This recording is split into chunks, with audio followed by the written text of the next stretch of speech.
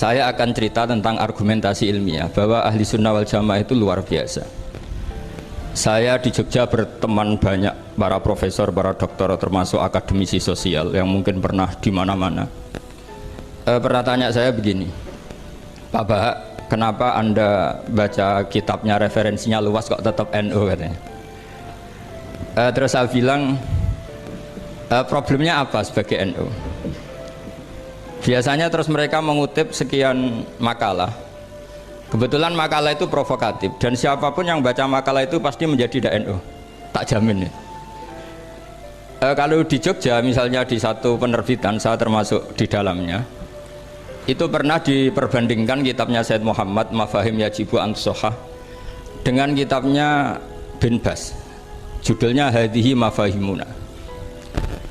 Biasanya kitab-kitab terjemahan Wahabi itu memang cukup provokatif dan dengan narasi yang memang siapapun yang nggak pernah mondok pasti tertarik. Misalnya begini, cerita bid'ah misalnya, Iyyakum wa muhdatsatil umur fa inna kulla bid'atin dhalalah wa kulla dhalalatin finnar, misalnya gitu. Wa kulla muhdatsatin bid'ah wa kulla bid'atin dhalalah wa kulla dhalalatin finnar. Ada yang baca wa kullu bid'atin dhalalah wa kullu dhalalatin finnar. Terus beliau meneruskannya begini, kata Bin Bas, hadza huwa Rasulullah hakama bi annal bid'ah kullaha dhalalah. Terus diteruskan wajar asy-Syafi'i faqasama ila hasanatin wa dhalalatin wa sayiatin.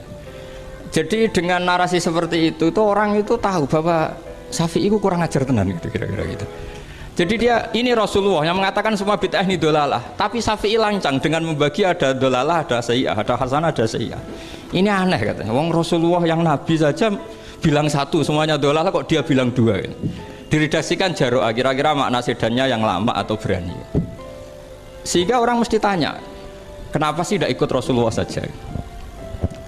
Tapi ini satu ilmu, setidaknya ilmu perdebatan, bukan ilmu hakiki, karena kita tidak tahu yang diridhani Allah yang mana.